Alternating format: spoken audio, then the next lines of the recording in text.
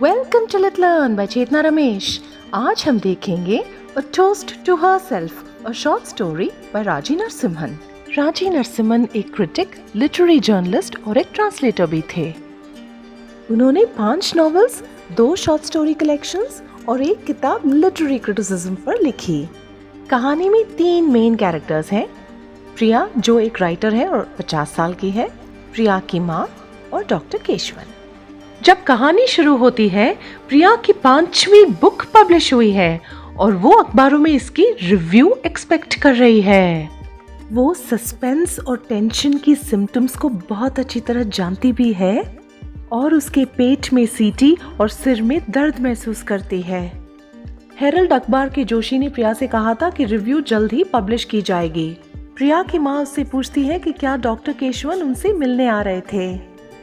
प्रिया सिर्फ रिव्यू के बारे में सोच रही है, लेकिन अब उसके विचार केशवन की ओर बढ़ते हैं। उसे अब याद आया कि कई साल पहले डॉक्टर केशवन ने उसे एक इंजेक्शन दिया था। इंजेक्शन देने के दौरान डॉक्टर केशवन ने प्रिया से पूछा था कि वो अपने पति के पास कब लौट रही है। प्रिया ने जवाब दिया था कि वो वापस नहीं जा रही है। प्रिया को याद है कि उसने केशवन के प्रपोजल का इंतजार किया था, लेकिन उसका प्रस्ताव नहीं आया। प्रिया की माँ को ये पसंद नहीं है कि प्रिया तलाकशुदा मतलब डिवोर्स्ड है और वो अपनी बेटी को सपोर्ट नहीं करती है। उसे ये भी पसंद नहीं है कि प्रिया एक राइटर है। वो बोलती है कि एक टैक्सी ड्राइवर भी प्रिया से ज़्यादा पैसा कमाता है। प्रिया जानती है कि उसकी माँ दोपहर के बाकी वक्त अब गेट के पास पोस्टमैन के इंतज़ार में बिताएगी, क्योंकि वो डाकिया महीने की उसकी विधवा पेंशन लाएगा। हालांकि पेंशन अभी तक ड्यू नहीं है। लौट आओ माँ, अभी 1 तारीख नहीं है, नहीं मिलेगा। प्रिया बुलाएगी और उसकी माँ सड़क से अपनी आंखें हटाए बिना जवाब देगी, पिछली बार वो महीने के 26 को लाया था। आपका पैसा सिर्फ आपका है माँ, मुझे उसमें से कुछ नहीं चाहिए, मैं अपना ख्याल रख सकती हूँ। प्रिया आहें भरती है और अपनी माँ को बोलती है, तब तुम सन्यासी की तरह रहोगे, तुम्हारी राइटिंग से सिर्फ कंकड़ निकलते हैं। उसकी माँ जवाब देती है, लेकिन मुझे कम चाहिए माँ, मुझे सच में बहुत कुछ नहीं चाहिए। मैं तुम्हें कभी समझा नहीं सकती माँ, मैं इसे खुद नहीं समझती। प्रिया अपने दिमाग में कैलकुलेट करती है कि माँ की पेंशन का पैसा पिछले 8 सालों में 72,000 तक हो गया होगा। प्रिया हेरल्ड अखबार के जोशी को फोन करती है ये पता लगाने के लिए कि रिव्यू कब होने वाली है, लेकिन उसका नंबर एंगेज्ड है। वो फिर से कोशिश करती है, फिर से एंगेज्ड है और तब वो केशवन की एक और याद में डूब जाती है जब उसने अपना पहला नॉवल लिखा था। तो तुम आजकल क्या कर रही हो? केशवन ने उसे पूछा। लिख रही है, उसकी माँ ने बोला। कहानियाँ? तुम मुझे उन्हें देखने क्यों नहीं देती? केशवन ने पूछा था। प्रिया जानती थी कि केशवन उसकी कहानियों को नहीं समझ पाएगा, क्योंकि उसे अंग्रेजी नहीं आती थी जबकि वो बोलता था। प्रिया खुद को एक जलपरी मरमेड की तरह महसूस करती है। वो केशवन की छाती पर अपना सर रखना चाहती है और वो कंफर्ट जो उसने रिजेक्ट किया था सालों से, वो सब लेना चाहती है। उसने राइटिंग के लिए खुद को बांध लिया था और राइटिंग बहुत मुश्किल काम है, तो अब वो राहत लेना चाहती है। उसे बताइए डॉक्टर, उसे बताइए कि राइटिंग अमीर लोगों के लिए है, इनके जैसे लोगों के लिए ये सिर्फ एक शौक है। प्रिया की माँ रो पड़ी। जोशी का नंबर अब भी एंगेज्ड है। जब वो लाइन क्लियर होने का इंतजार कर रही है, तब वो सोचने लगती है, what is a review? Just words. कई शोरों के बीच एक और शोर। प्रिया खुद से पूछती है कि अगर वो रिव्यू नहीं आती है तो क्या वो लिखना बंद कर देगी? और उसे रियलाइज होता है कि हाँ, वो लिखना बंद कर सकती है। वो सोचती है, मुझ में कुछ टूट जाएगा, आप में कुछ टूट जाएगा। Every writer wants to be read and recognized. प्रिया शाम 4:30 बजे जोशी से बात कर लेती है।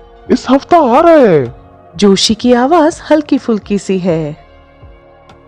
अब डर करीब आ गया है और मास्क की तरह प्रिया को काट रहा है। सुबह अखबार आ गया है और प्रिया पर फैसला इसके पन्नों में है।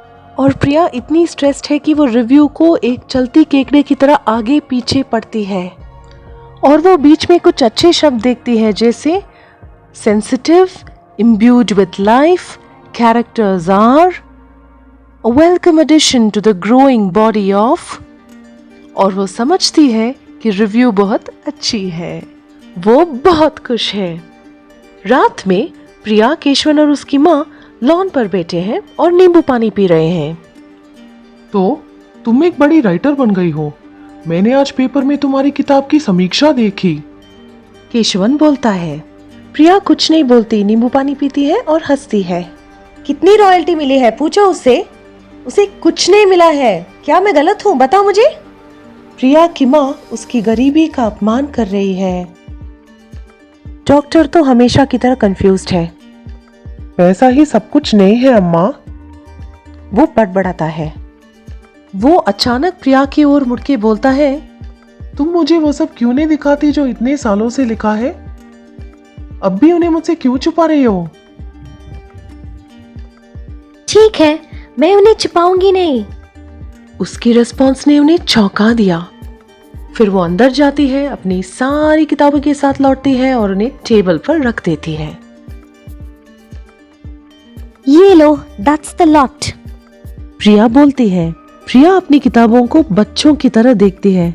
अपनी जैकेट में लिपटे हुए उसकी शारीरिक संतानों, मतलब फिजिकल ऑफस्प्रिंग की तरह दिखते हैं, जो उसकी शरीर की मिट्टी से अलग हुए हैं। फिर डॉक्टर ऊपर वाली किताबों को उठाता है और बोलता है, क्या ये सब तुम्हारे हैं? हाँ, मेरे ही तो है। प्रिया हंसकर जवाब देती है। वो सारी किताबें अपने हाथों में ले लेता है और कुछ सेकंड्स के लिए उन्हें पूरी तरह से पकड़ के खड़ा रहता है और फिर उन्हें टेबल पर वापस रख देता है। मैं उन्हें पढ़ूंगा। वो बोलता है जैसे कोई व्रत ले रहा हो। प्रिया जानती है कि वो उसकी किताबें कभी नहीं पढ़ेगा, क्योंकि उसकी अंग्रेजी केशवन के लिए बहुत बड़ी चुनौती होगी। उसकी माँ भी पिघल गई है। क्या तुमने सच में उन सभी से एक पैसा भी नहीं बनाया है प्रिया? उन पर इतने सारे घंटे बिताने के बावजूद एक पैसा भी नहीं बनाया है। प्रिया अपनी किताब की पब्लिकेशन को अपनी बच्चे की जन्मदिन की तरह मनाती है। रेजिंग अ टोस्ट का मतलब है किसी को एक ग्लास वाइन के साथ सफलता की कामना करना। यहाँ प्रिया एक ग्लास लेमनेड, नींबू पानी के साथ खुद के लिए एक टोस्ट उठाती है। और इस प्रकार कहानी में एक वुमन राइटर के रूप में प्रिया को दिखाया गया है, जो अपनी इच्छाओं और समाज के दबावों को पार कर लेती है। और इसके साथ ही we come to the end of the story, A Toast to Herself by राजी नरसिम्हन।